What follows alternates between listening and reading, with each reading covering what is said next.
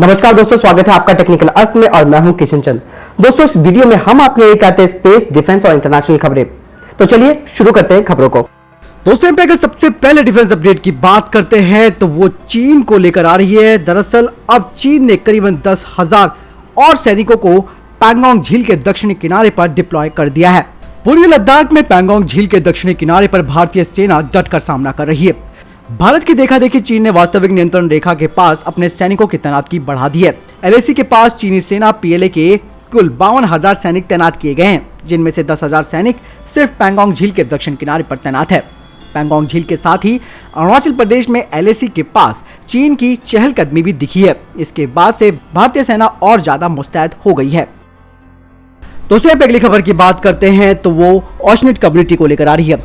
ऑशनेट community ने कुछ pictures provide की है WHAP 8x8 amphibious wheeled armoured vehicles की, जिन्हें कि C-17 ट्रांसपोर्ट से भी लोड किया जा सकता है। ऐसा माना जा रहा है कि करीबन 200 आर्मर्ड फाइटिंग व्हीकल्स को डिप्लॉय किया जा सकता है पाकिस्तान बॉर्डर के साथ, इसलिए भारत सरकार इसे खरीदने में काफी तेजी दिखा रही है। भारतीय सेना ने अभी हाल ही में अनाउंस किया है 198 व्हील्ड आर्मर्ड फाइटिंग व्हीकल्स यानी कि AFV को प्रोक्योर करने का, जो कि रिकॉग्नाइज और सपोर्ट करेंगे टैंक रेजिमेंट को मैकेनाइज्ड वॉरफेयर में। भारतीय सेना के लिए एंटी टैंक मिसाइल से इक्विप्ड WHAP को जल्द ही ऑर्डर किया जा सकता है। इसके अलावा Kalyani M4A 4x4 armoured protected fighting vehicle, Paramount Maverick 4 wheeled light armoured internal security vehicle और वर्वोल्फ MK2 modular mine protected vehicle, इनको टेस्ट के लिए लद्दाख में भेजा गया और इनमें से जो भी सिलेक्ट किया जाएगा उसको भारतीय सेना में शामिल किया जाएगा, वो भी लद्दाख की कंडीशन के हिसाब से। अगली खबर भी इंडिया चाइना स्टैंड ऑफ को लेकर आ रही है। दरअसल भारत ने बोफोर्स को तैनात करना शुरू कर दिया है LAC पर। हालांकि दोनों देशों के बीच कई दौर की वार्ताएं हो चुकी है और इन सब वार्ताओं का जो नतीजा यानी कि जो कंक्लूजन निकलता है वो निकलती है अगली मीटिंग, यानी कि मीटिंग पर मीटिंग हो रही है। दूसरी तरफ दोनों ओर से सैनिकों की तादाद बड़ी संख्या में बढ़ाई जा रही है। लद्दाख में इंजीनियर्स लगातार 155 mm वाली बोफोर्स तोप की सर्विसिंग और मेंटेनेंस कर रहे हैं। वे तोप को किसी भी हालात के लिए तैयार कर रहे हैं। सेना के अधिकारियों ने बताया कि कुछ ही दिनों के बाद ये पूरी तरह से गरजने के लिए तैयार हो जाएंगी। अधिकारियों के अनुसार इन्हें समय समय पर सर्विसिंग और रखरखाव की जरूरत पड़ती है। अगली खबर की बात करते हैं तो वो आत्मनिर्भर भारत को लेकर आ रही है। अब जिसके तहत self propelled air defence gun missile system यानी कि SPADS GMS और CQC यानी कि क्लोज क्वार्टर कार्बाइन की जो डील थी उसको अब भारत रद्द करने जा रहा है। साथ ही अब इनको स्वदेशी रूप से बनाया भी जाएगा। रक्षा मंत्रालय में एक उच्च स्तरीय बैठक में दो महत्वपूर्ण कार्यक्रम, जिसके तहत $3 बिलियन के self propelled air defence gun system और क्लोज क्वार्टर कार्बाइन्स की योजना को वापस लिए जाने की, प्रोक्यूरमेंट को रद्द किए जाने की बात कही गई है। सूत्रों ने बताया कि विभिन्न कारणों से देरी की वजह से इन कार्यक्रमों को बंद किए जाने की उम्मीद है। अब ये सुनिश्चित किया जा रहा है कि इन्हें स्थानीय रूप से विकसित किया जाएगा, जिससे भारत की आयात पर निर्भरता कम हो सके। अगली खबर की बात करते हैं तो भारतीय सेना के ऑपरेशन स्नो लेपर्ड को लेकर। भारत और चीन की सेनाएं इस वक्त लद्दाख में आमने सामने है। पिछले करीब 5 महीने से बॉर्डर पर तनाव की स्थिति है।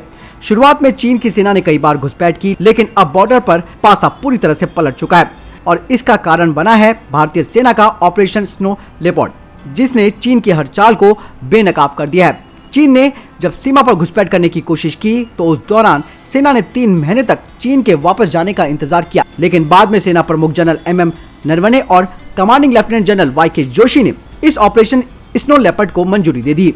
इस ऑपरेशन के तहत LAC के पास रणनीतिक तौर पर मजबूत पहाड़ियों की पहचान की गई। इन पहाड़ियों के दम पर भारतीय सीमा पर भारत को न सिर्फ युद्ध की परिस्थितियों के लिए मदद मिलेगी, बल्कि सामरिक तौर पर चीन से कुछ कदम भारत ने आगे बढ़ा लिए।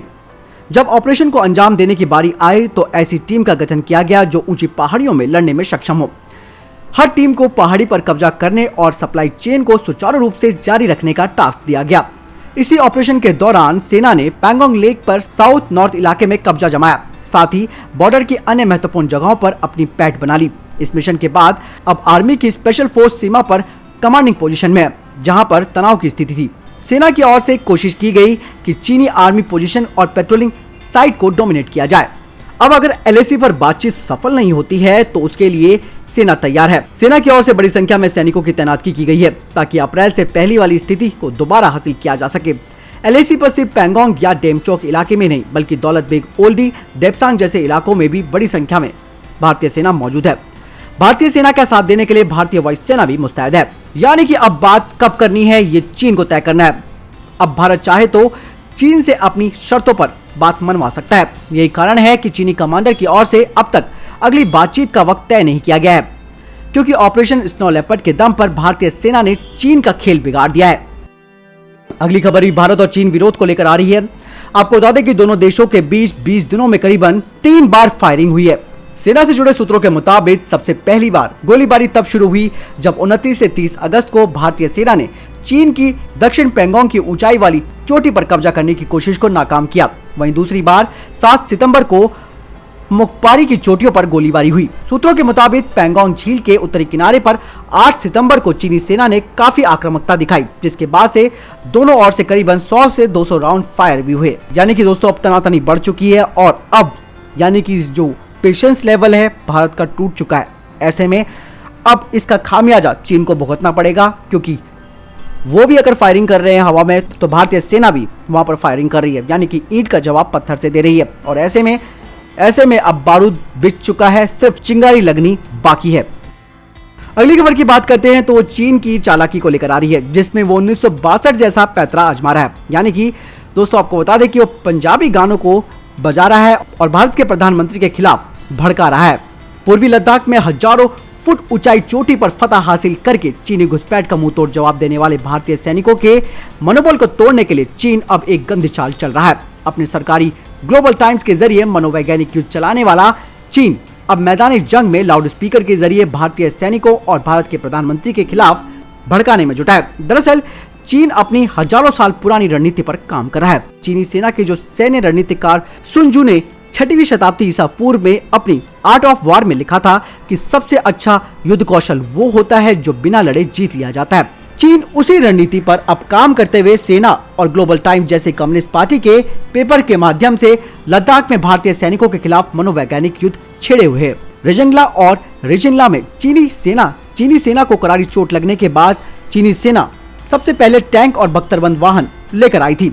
उसे उम्मीद थी कि भारत डर जाएगा और पीछे हट जाएगा, लेकिन ऐसा नहीं हुआ। दोस्तों जब चीन की ये चाल नाकाम हुई तो उसके बाद भारतीय सेना के जो कमांडर थे उन्हें काफी हंसी आई जब चीन ने पैंगोंग झील के फिंगर 4 पर पंजाबी गाने बजाने शुरू कर दिए। वहीं एक चुसूल में चीनी सेना के मोल्डो सैन्य ठिकाने पर बड़े बड़े लाउड स्पीकर लगाए गए हैं। इन पर चीनी सेना की ओर से कहा जा रहा है कि भारतीय सेना अपने राजनीतिक आकाओं के हाथों, यानी कि दोस्तों अब ठंड का माहौल बनने वाला है, वहां पर काफी ठंड पड़ने वाली है और चीनी सैनिक इस चीज के हैबिचुअल नहीं है, उनको वहां रहने की आदत नहीं है, तो पंजाबी गाने वहां पर बजा रहे हैं।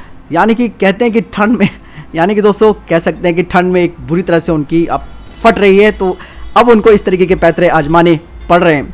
बहरहाल आगे स्थिति देखा जाएगा कि क्या हो सकता है। हालांकि दोस्तों यहाँ पर एक बात और जानना जरूरी है कि चीनियों को लगता है कि फिंगर 4 पर पंजाबी सैनिक तैनात है और उसने 1962 और 1967 में नाथुला झड़प में भी इसी तरीके की हरकत की थी। अगली खबर की बात करते हैं तो वो भारतीय सेना को लेकर आ रही है। लंबे समय तक भारतीय सैनिक अब वहां पर तैनात रहने वाले हैं, यानी कि लद्दाख के एरिया में, और भारत ने कमर कस ली है। ऐसे में भारतीय सेना ने यहां पर कड़ाके की सर्दी से निपटने का काम भी पूरा कर लिया है। सेना ने अपने जवानों के लिए गर्म कपड़ों को तैयार कर लिया है, जिनमें -50 डिग्री के तापमान में ये वहां पर डटे रह सकते हैं। सेना ने हर उस साजो सामान का स्टॉक कर लिया है जो सर्दियों के दौरान अपने जवानों को सुरक्षित और सतर्क रहने के लिए आवश्यक है। सेना ऊंचाई वाले क्षेत्रों में तैनात सैनिकों को बहुस्तरीय कपड़े प्रदान कर रही है। भारतीय सेना के अधिकारियों के अनुसार इन कपड़ों से न केवल जवानों को मौसम से सुरक्षित रहने में मदद मिलेगी, बल्कि ये दुश्मन से छिपने में भी मदद करेगा। ये कई प्रकार के उपकरणों से भी लैस है, जिनकी जवानों को पहाड़ों पर चढ़ने या ऊंचाई वाले क्षेत्रों में आराम से चलने के लिए आवश्यकता होती है। आपको बता दें कि इन इलाकों में आवास के लिए भारतीय सेना के पास बड़े से लेकर छोटे साइज तक के तंबू का भी पर्याप्त स्टॉक है। बड़े तंबू में लगभग 1 दर्जन जवान ठहर सकते हैं, जबकि छोटे तंबू में केवल 1 ही जवान रह सकता है। इन तंबुओं में हीटर लगे होते हैं जो कि -50 डिग्री तापमान पे भी जवानों को गर्म और सुरक्षित रख सकते हैं। अगली खबर की बात करते हैं तो चंद्रयान 3 को लेकर आ रही है। जैसे कि आप सभी को मालूम है कि भारत चंद्रयान 3 पर काम कर रहा है। अब उसको लेकर जो अपडेट आया है उसके तहत मिशन के उन हिस्सों के अनुसार ओवरसाइजिंग कमेटी ने डिजाइन परिवर्तन को अंतिम रूप दे दिया है, जिसमें देखा जाएगा कि लैंडर में सिर्फ 4 इंजन होंगे। पहले इसमें 5वां इंजन लगाए जाने का फैसला किया गया था। साथ ही समिति ने लैंडर पर पैरों पर मामूली संशोधन का सुझाव दिया है, जिसे अभी तक डिस्क्लोज नहीं किया गया है। इसके अलावा ये लैंडिंग के दौरान गति के बेहतर माप के लिए लेजर डॉपलर वेलोसीमीटर को शामिल करने का निर्णय लिया गया था। साथ ही सेंट्रल इंजन को हटाने का फैसला लिया गया। 2019 में बताया गया था कि चंद्रयान 3 पर प्रस्तावित किए जा रहे जो बदलाव हैं, जो कि चंद्रयान 2 की कमियों के संकेतक थे, उनमें LDV सॉफ्टवेयर और एल्गोरिथम में कुछ बदलाव और पैरों की मजबूती और बेहतर बिजली और संचार प्रणाली शामिल है। 5वें इंजन को हटाने का जो कदम है वो काफी नया माना जा रहा है। ये महत्वपूर्ण है कि इसरो ने इस अतिरिक्त इंजन को विक्रम से जोड़ा था। सिमुलेटर के बाद धूल के तूफानों से निपटने के लिए यह महत्वपूर्ण पाया गया था। जब लैंडर चंद्रमा की सतह के पास पहुंचता है तो इसकी स्थिरता को प्रभावित करता है। इसीलिए कहा जा रहा है कि 4 इंजन काफी होंगे ताकि चंद्रयान 3 की सॉफ्ट लैंडिंग कराई जा सके। चंद्रयान 3 केवल एक लैंडर और रोवर को एक प्रपल्शन मॉड्यूल के साथ ले जाएगा। दोस्तों, अगर आपका वीडियो संबंधित कोई प्रश्न या आपका कोई जवाब है, जरूर हमें कमेंट बॉक्स पे लिख के बताएं। साथ ही दोस्तों, चैनल को सब्सक्राइब करना ना भूलें और वीडियो को लाइक और डिसलाइक करना भी नहीं। धन्यवाद दोस्तों, अपना कीमती वक्त हमें देने के लिए।